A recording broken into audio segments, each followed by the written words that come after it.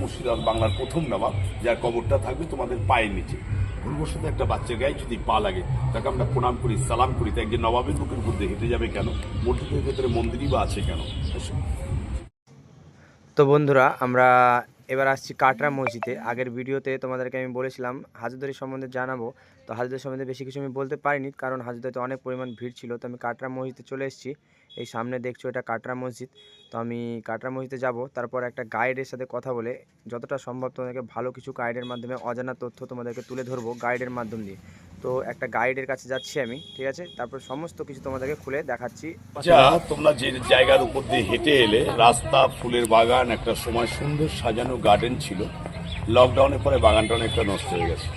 নবাব মুর্শিদ কুলি খাঁর আমলে এই বাগানের মধ্যে চারিদিকে সবজি বাজার বসতো। সবজি বাজার বসতো বলে জায়গাটার নাম হয়েছে সবজি কাটরা মসজিদ। তোমরা বেড়াতে এসছো কাটরা মসজিদে। কাটরা মিনস হচ্ছে বাজার, যেমন কলকাতা বড় বাজার আছে রাজা কাটরা। এই যে দু সাইডে দুটো উঁচু উঁচু টাওয়ার আছে মিনার, এর হাইট হচ্ছে 70 ফিট। এতে ওঠার জন্য 67টা সিঁড়ি আছে। কয়েক বছর আগে দিল্লির কুতুব মিনার অ্যাক্সিডেন্টের পর বন্ধ করে দেওয়া হয়, যেমন কুতুব মিনার, চার মিনার, ফিরোজ মিনার, শহীদ মিনার সব বন্ধ। আর ভারতবর্ষে কোনো মিনারে উঠতে দেবে না। ওগুলো হচ্ছে ASI, archaeological survey of India, এটাও সেন্ট্রাল গভর্নমেন্ট। আর টাওয়ারের গায়ে দেখো ছোটো ছোটো ফুটোগুলো রয়েছে। এই ফুটোগুলো দিয়ে ভেতর থেকে সৈন্যরা বাইরের শত্রুকে ফলো করতেন, এবং সানলাইটটা ঢোকার জন্য দুটো কারণেই ফুটোগুলো তৈরি। এই যে দোতলা ঘরগুলো দেখতে পাচ্ছ, এগুলো হচ্ছে মাদ্রাসা, ইসলামিক শিক্ষা কেন্দ্র। একটা সময় 700 কোরআন পাঠাচ্ছি একসঙ্গে বসে কোরআন পাঠ করতে। আর প্রত্যেকটা গেটের হাইট সব ছোটোগুলো দেওয়া হয়েছে। এর মানেই হচ্ছে মসজিদ কিংবা মন্দিরে ঢুকতে হলে মাথা নিচু করে সালাম নিয়ে ভিতরে ঢুকতে হয়। তোমরা এসছো মসজিদের ব্যাক সাইড, অর্থাৎ পশ্চিম দিক। আর পশ্চিম দিকে মুখ করে আমাদের ভারতীয় মুসলিমরা নামাজ পড়ে কেন পড়ে? মক্কার কাবার শরীফ হচ্ছে পশ্চিমে। তো যেহেতু এটা রোড হয়ে গেছে, সরকার রাস্তা করে দিয়েছে, তাই বর্তমানে এখন সদর হয়ে গেছে। মানে ব্যাকটা হয়ে গেছে ফ্রন্ট, আর ফ্রন্টটা হয়ে গেছে ব্যাক। কাটরা মসজিদে এর মেইন চারটে সাপোর্ট আছে, দু সাইডে দুটো পিলার আছে, কর্নারে দুটো আছে। 1897 সালে ভূমিকম্পে মসজিদের উপর দিকে তাকাও, দু সাইডে দুটো গম্বুজ রয়েছে, মিডিলে আরও তিনটে ছিল ভাঙা, ভেঙে গেছে। আমি যাচ্ছি পরে দেখাবো। এবার নিচের দিকে তাকাও, এক একটা সাপোর্টের পরপরই এক একটা করে ঘর আছে। এই টোটালটাই হচ্ছে আন্ডারগ্রাউন্ড সিস্টেম। এগুলো হচ্ছে ড্যাম প্রুফ, হাওয়া বাতাস চলাফেরা করার জন্য। ভেতরটা যাতে শুকনো থাকে, স্যাঁতসেঁতে ভাবটাতে না হয়। আমাদের ঘরের ভেন্টিলেশন থাকে উপর দিয়ে, এটা হচ্ছে নিচ দিয়ে। আর দেখো প্রত্যেকটা ওয়ালের মিডিলে এরকম একটা করে খোপ রয়েছে। মসজিদটা তৈরি হয়েছে আজ থেকে প্রায় 300 বছর হলো। তখন তো কোনো লাইটের ব্যবস্থা ছিল না বলে এখানে প্রদীপ জ্বালানো হতো। মুর্শিদাবাদে বেড়াতে এসছো, এই জেলার আগের নাম ছিল মাকসুদাবাদ। নবাব মুর্শিদ কুলি খাঁর নামে মুর্শিদাবাদ বাংলার প্রথম নবাব, যার কবরটা থাকবে তোমাদের পায়ের নিচে। ভুলবশত একটা বাচ্চার গায়ে যদি পা লাগে তাকে আমরা প্রণাম করি, সালাম করি, তাই একজন নবাবের বুকের মধ্যে হেঁটে যাবে কেন? মসজিদের ভেতরে মন্দিরই বা আছে কেন? পায়ের নিচের দিকে তাকাও, সরু সরু পাতলা পাতলা ক্যাসেটের মতন সাইজের ইট, একে বলা হয় পোড়া মাটির বাংলায়। সরকারি কাজে স্পেশাল অর্ডার দিয়েগুলো তৈরি করতে হয়। পুরো মাঠের মধ্যে 2000 লোকের নামাজ পড়ার জায়গা। একটা সময় 2000 লোক একসঙ্গে বসে নামাজ পড়তে, দেখো পবিত্র জায়গা। আজ হয়তো নামাজ পড়া হয় না, কিন্তু একটা সময় তো হয়েছে। আর যে মসজিদে নামাজ পড়া হয় দলে দলে লোককে ঢুকতে দেবে না, সেখানে আমাদের এখানে কোনো মেয়েরাও প্রবেশ করে না, এটা হেরিটেজ হয়ে গেছে। উপরে যে রিংগুলো ঝোলানো আছে, কালো কালো রিং, দেখো মাঠের শেষ দিকে শেষ প্রান্তে সব আংটার মতন করা আছে। তারা যখন নামাজে বসতো পুরোটাতে শামিয়ানা টাঙিয়ে দেওয়া হতো, তাদের গায়ে রোদ বৃষ্টি যাতে না লাগে সেই ব্যবস্থাই করা ছিল। মানে একটা সময় পুরোটাই কভার। দেয়ালের গায়ে সব চৌকোনা বক্স সিস্টেম রয়েছে, খোপ খোপ করা আছে পুরোটাই। এখানে তখনকার সময় দামি দামি কাঁচ ফিট করা ছিল। আর কাঁচের মধ্যে সবচেয়ে উন্নত মানের কাঁচ তো বেলজিয়াম গ্লাস, যেই কাঁচে আলোর প্রতিফলন হয়। রাত্রিবেলায় যখন চাঁদে আলো এসে কাঁচের মধ্যে পড়তো, মুন লাইটে রিফ্লেকশন হয়ে পুরো মাঠটায় ভেতরটা আলোকিত হয়ে যেত। তো এই জিনিসগুলো কোথায় গেল? এগুলো সব ব্রিটিশরা যাওয়ার সময়, ইংরেজরা যখন ভারত ছেড়ে চলে যায়, তারা নষ্ট করে দিয়ে চলে যায়। আর যাও বা কিছু বেঁচে ছিল, আমাদের যারা দেশীয় ব্রিটিশ, অর্থাৎ তখনকার সময় যারা ভারতীয়রা ইংরেজদের গোলাম ছিলেন ওই পিরিয়ডে, বাকিটা তারা নিয়ে গেছে।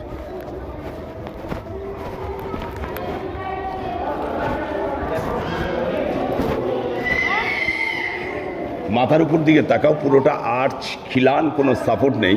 টোটালটাই হচ্ছে চুন সুরকির তৈরি। এর মধ্যে সিমেন্ট, বালি, পাথর কিচ্ছু নেই। চুন, সুরকি, চিটেগুড়, সাবুদানা, খয়েরের পানি, ডিমের কুসুম, ঝিনুকের ডাস্ট, এই ধরনের ম্যাটেরিয়ালস দিয়ে তৈরি। কারণ 300 বছর আগে তখন তো কোনো সিমেন্টও ছিল না। এর দু সাইডে দুটো গম্বুজ দেখতে পাচ্ছ, মিডিলে আরও 3টে ছিল, মোট ছিল 5টা। এই যে ইটকে সাজিয়ে যে স্টেপগুলো করেছে, এগুলো ASI, archaeological survey of India এগুলো পরে করে দেওয়া হচ্ছে। ওই যে 3 নম্বর উপরটা দেখো, যেটা এবারে করে অরিজিনাল ভাঙা। সামনে যে নকশা করা ডিজাইন করা জানলাটা দেখতে পাচ্ছে, একে বলা হয় জাফরি। অর্ধেকটা ভূমিকম্পে ভেঙে যাওয়ার ফলে ওটা সিল করে দেওয়া হয়েছে। ওই জানলার মধ্যে ছোট ছোট দামি দামি স্টোন পাথর বসানো ছিল। স্ট্রেট লক্ষ্য করো, তোমাদের পেছনে একটি ফাঁকা জানলা আছে, এখানেও বেলজিয়াম গ্লাস ফিট করা ছিল, যে আলোটাকে ক্যাচ করতো বেলজিয়াম গ্লাস, আলোটাকে ফেলতো জাফরির মধ্যে, রিফ্লেকশনের ভেতরটা আলোকিত হয়ে যেত। বাইরে হতো মুনলাইটে, একটা সানলাইটে।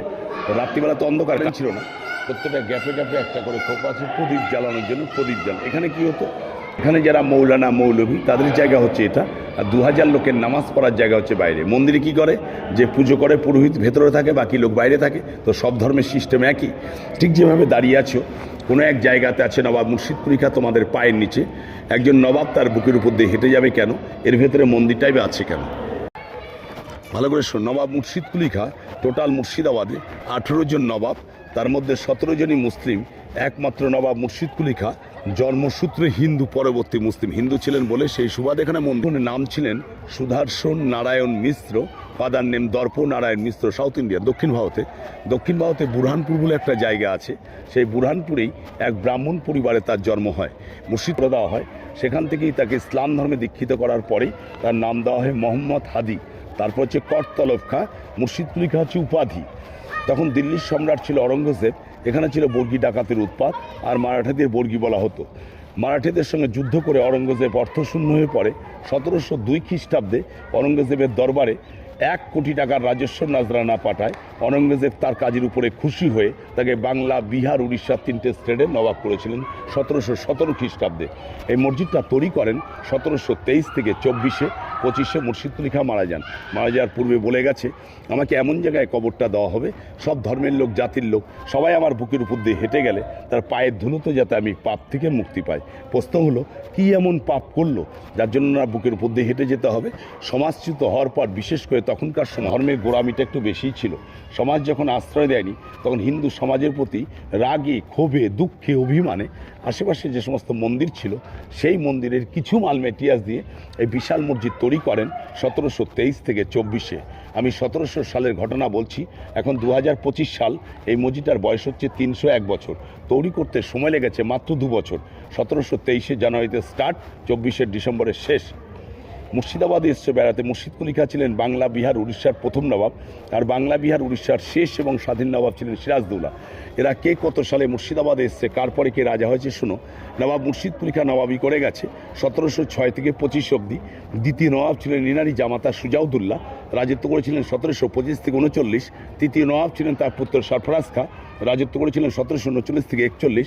চতুর্থ নবাব ছিলেন আলী বর্দী খাঁ, সিরাজের নানা, সিরাজের দাদু, 1741 থেকে 56। আর পঞ্চম নবাব ছিলেন সিরাজদৌল্লা, 1756 থেকে 57। আর সিরাজের রাজত্বকাল মাত্র 1 বছর, 1756 থেকে 57। তোমরা যেটা দিয়ে প্রবেশ করেছো সেটা হচ্ছে মসজিদের ব্যাক সাইড, এটা হচ্ছে মসজিদের ফ্রন্ট সাইড, অর্থাৎ পূর্ব দিক হচ্ছে এটাই। নবাবী আমলের সদর কিন্তু এটাই ছিল। তখনকার যারা আসতেন তারা এটা দিয়ে আসছেন, আজকের দিনে আমরা এটা দিয়ে আসছি। মুর্শিদ কুলি খাঁর কবরটা কোথায়? তোমাদের পায়ের নিচে, এখানেই আছে নবাব মুর্শিদ কুলি খাঁর কবরটা। তো আমরা তো চোখে দেখতে পাচ্ছি না, দেখা তো পাইনি, এটাকে নেট ছিল, জাল।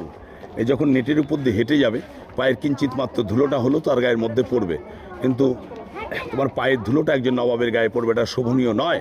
নবাব কেন, যে কোনো মানুষের গায়ে পড়াটা উচিত না। তাই 1958 সালে যখন এটাকে সেন্ট্রাল গভর্নমেন্ট নেয়, এটাকে ঢালাই করে দিয়েছে। আমরা দাঁড়িয়ে আছি তার বডির উপরে, পায়ের ধুলোটা পড়ছে না, কিন্তু বুকের উপরে দাঁড়িয়ে আছি। 14টা সিঁড়ি দিয়ে নেমে বাঁ দিকের ঘরে আছে ওনার কবর। সময় কত জৌলুস, কত ফুর্তি ছিল মুর্শিদাবাদে, রাজধানীর শহরে মুর্শিদাবাদ। সেই নবাব মুর্শিদ কুলি খাঁর কবরটা আছে এখন এখানে। কবরটা কিন্তু পুরোটা ওপেন কবর আছে, খোলা কবর। অ্যাকচুয়ালি কবর কিন্তু এভাবে দেওয়া হয় না। কবরের সিস্টেম সারা ভারতবর্ষে তথা সারা পৃথিবীর মধ্যে 3 রকম সিস্টেমই কবর থাকে। খ্রিস্টানরা কি করে, কফিনের মধ্যে ঢুকির বাঁধানোর মধ্যে ওখানে মাটি। এই গেটটা ছিল না আগে, আমরা সোজা যেতাম, ওখানে বসতাম। কিছু লোক ভেতর থেকে ঢুকে মাটি নিতে শুরু করলো। আর মাটি নিয়ে গিয়ে তার বাড়ির কাজ কী হবে সেটা তাবিজ কবজ করে, মাটি কোথায় রাখবে সেটা তো তার ব্যাপার। জায়গাটা তো গর্ত হয়ে যাচ্ছে, ডিপার্টমেন্ট থেকে গেটটা লক করে দেওয়া হয়েছে। আর ইনানি মেয়ের কবর দেখবেন এখান থেকে 4 কিলোমিটার দূরে বাচ্চাদের হাট খেত, কালিজা খেতে বলে নাম হয়েছে কালিজা খাকি বেগম। অরিজিনাল নাম হচ্ছে আজি মুন্নিসা বেগম। ইনি যে ফার্স্ট টাইম হিন্দু ছিলেন, এই জন্য হিন্দুদের জন্য এখানে একটা মন্দির করে গেছে সরকার। নেওয়ার পরে মন্দিরটাকে বাইরে করে দেওয়া হচ্ছে, মন্দিরের জন্য চারানা পয়সাও দেয় না। তবে একই কম্পাউন্ডের ভেতরে মন্দির মসজিদ থাকলে গণ্ডগোল অশান্তি হতো হতেই পারে, যার কারণে মন্দির দেখাশোনা করছে পাবলিক, মসজিদ দেখাশোনা করছে সেন্ট্রাল গভর্নমেন্ট। এটা এখন হিস্ট্রিক্যাল স্পট, সব ধর্মের লোক, জাতির লোক সবাই মিলে যাওয়া আসা করতে পারে, কার জন্য কোনো বাধা নেই। সে সেন্ট্রাল গভর্নমেন্টের মন্দিরে পুজো হয় না, মসজিদে নামাজ হয় না। তবে এখানে যেমন গান বাজনা, টিভি সিরিয়াল শুটিং করা কিছু হয় না, সেটা হলে কিন্তু আজ এই পরিবেশটা আর পাওয়া যেত না। এটা খুব যত্ন করে রাখা হয়। মুর্শিদাবাদের ইতিহাসের সবচেয়ে ইম্পর্টেন্ট জায়গা হচ্ছে এটাই, ইনার নামই জেলা মুর্শিদাবাদ। এই কর্নারে একটা ভাঙা টাওয়ার ছিল মোট 4টে। 1897 সালে ভূমিকম্পে 2টো টাওয়ার নষ্ট হয়ে গেছে, ঠিক আছে। এই টাওয়ারগুলো এখন তো মন্দিরে, মসজিদে, গির্জাতে সবই তো সাউন্ড মাইক, তখন তো মাইক ছিল না। টিনের চোঙ বা বাঁশের চোঙ আওয়াজটা দিলে সেটা অনেক দূরে ছড়িয়ে যেত, হচ্ছে নজরদারি করা হতো। চলো, আচ্ছা, ঢোকার সময় 2টো টাওয়ার দেখলেন, মিনার। ওই দেখুন কর্নারে একটা আছে ভাঙা টাওয়ার, এই যে কর্নারে ভাঙা টাওয়ার ভেঙে গেছে, ওই কর্নারে ভালো টাওয়ার, ওই টাওয়ারটা গোল রাউন্ডটা বড়, এই টাওয়ারটা গোল রাউন্ডটা ছোট। হাইট ওরোজা এরোতা। আর এই ঘরগুলো হচ্ছে ক্লাসরুম, এগুলো হচ্ছে মাদ্রাসা, একটা সময় এগুলোতে পড়াশোনা হতো। আর এই যে গার্ডেনটা আছে, নবাব মুর্শিদ কুলি খাঁর আমলে এই বাগানের মধ্যে চারিদিকে সবজি বাজার বসতো, তাই সবজি কাটরা মসজিদ নাম হয়েছে। আমার ডিস্ট্রিক্ট টাউন বহরমপুর, জেলা মুর্শিদাবাদ, ভিলেজ সবজি কাটরা। এখনও ঠিকানাটা লিখতে হয় সবজি কাটরা। কাটরা মিন্স হচ্ছে বাজার।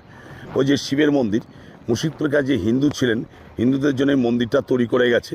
মন্দিরের ভেতরের টাকচারটা তখনকারই, সাইডের কাজগুলো এখানকার ছেলেরা সব স্থানীয় দেখাশোনা করছে।